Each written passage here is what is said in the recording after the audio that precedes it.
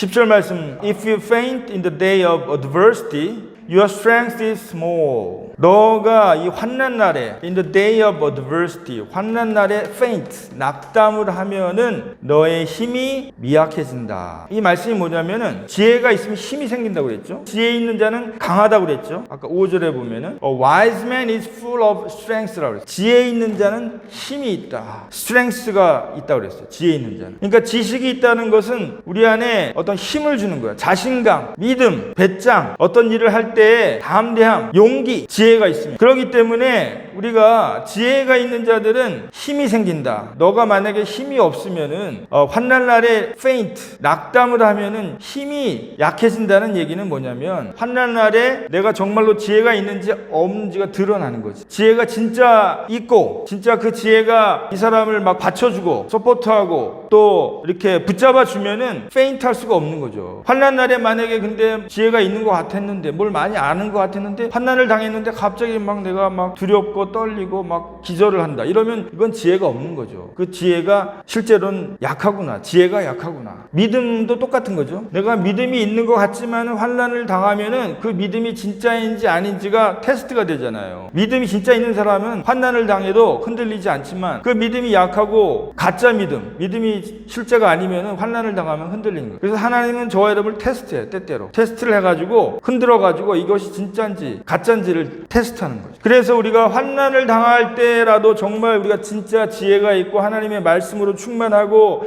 하나님의 믿음으로 충만하면은 우리가 흔들리지 않고 강하고 담대하게 그 환난을 이겨낼 수가 있는 줄로 믿습니다. 네, 힘이 있기 때문에.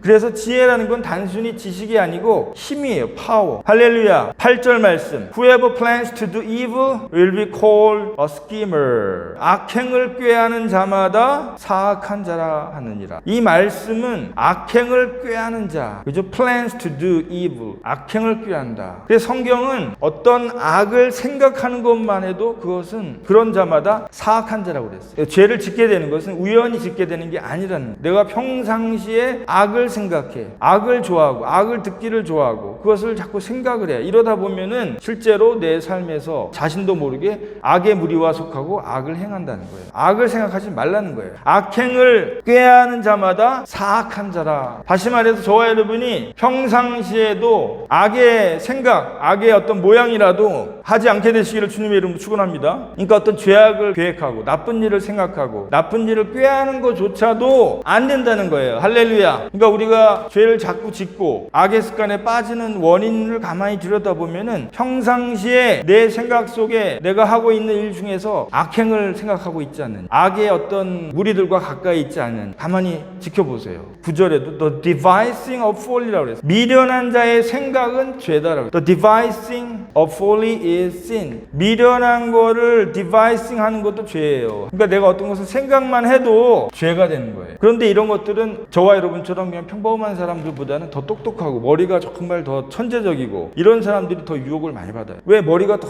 좋다 보니까 이 머리를 굴리잖아요. 잔머리를 굴려가지고 어떻게 하면 내가 이것을 이렇게 해서 좀 더 돈을 더 벌어볼까? 아니면 또 이런 생각을 할 수가, 유혹을 많이 받을 수가 있어요. 죄악에 쉽게 노출이 되는 거죠. 그래서 중요한 포인트는 우리가 생각만 하는 것도 결국은 죄고, 스키머, 사악한 자라고 하나님은 말씀하시는 줄로 믿습니다. 이 사실을 우리 현대인들, 특별히 지식인들, 똑똑한 사람들이 들어야 돼요. 할렐루야. 16절 말씀. For the righteous fall 7 times and rises again, but the wicked stumble in times of calamity. 대저 의인은 7번 넘어져도 다시 일어나려니와 악인은 재앙으로 말미암아 넘어지느니라. 할렐루야. 이 말씀이 뭘까요? 의인은 다시 일어날 수가 있어요. 그죠? 다시 하나님이 기회를 주시는 거예요. 할렐루야. 하지만은 악인은 재앙으로 말미암아 in times of calamity. 일어날 수가 없는 거예요. 완전히 망한다는 거예요. 하나님 기회를 안 주신다는 거예요. 재앙으로 완전히 망하는 거예요. 완전히. 악인은 잘 되는 것 같지만 결국은 이렇게 가서 마지막 클라이막스 가서 완전히 망하기 때문에 일어날 수가 없어. 하지만 하지만 의인은 하면서 작은 실수도 하고 넘어질 수도 있지만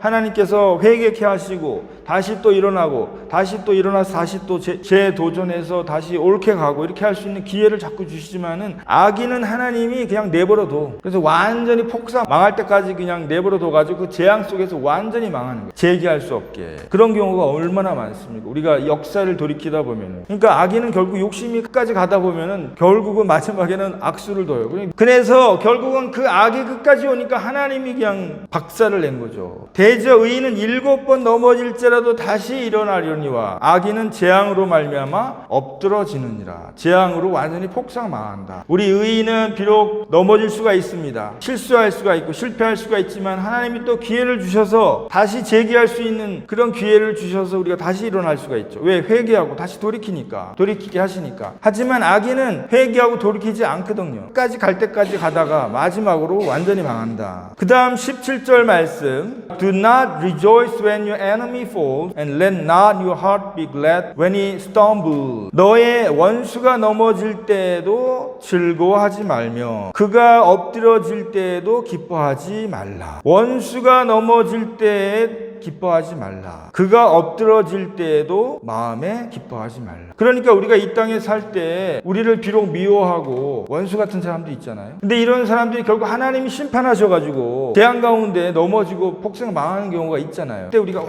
잘됐다 저놈 잘됐다 쌤통이다 이렇게 하지 말라는 거예요. 다윗이 그랬잖아요.